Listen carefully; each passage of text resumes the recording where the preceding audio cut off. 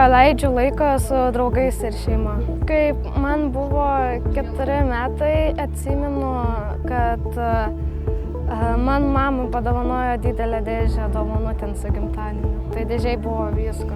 Kai įsikūrė šitas dienos centras, gal?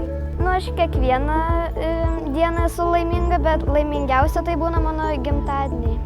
Ir šeimo, kaip su šeima būna. Irgi labai patinka. Per gimtadienį švenčiau su šeima ir draugais. Tai vakar buvau laiminga, nes leidau laiką su draugais visą dieną ir jie teikė džiaugsmą man. Su dienos centru važiavome ekskursijas.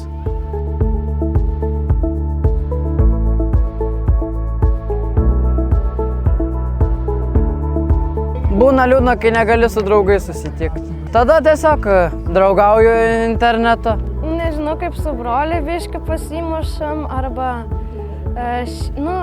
šiaip kažkas liūdna, atsimenu, kad kažkas ar ten numirė, ar kas, ar šiaip nėra nuotaikos.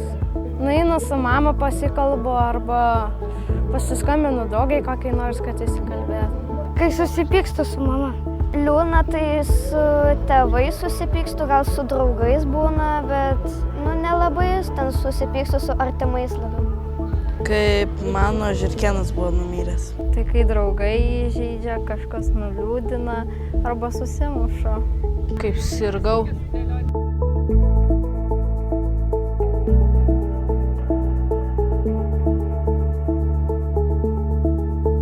Padeda labiausiai nusiraminti, kai pavyzdžiui einu miegoti ir pasileidžiu ramią muziką, tada taip būna ramu.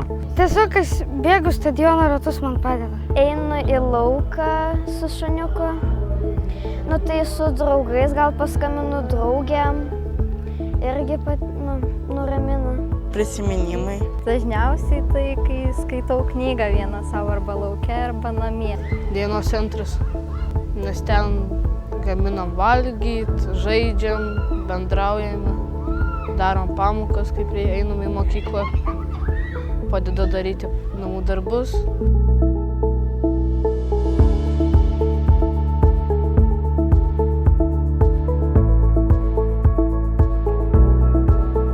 Dažniausiai, kaip sakydavau, tai tėvų palaikymą dažniausiai.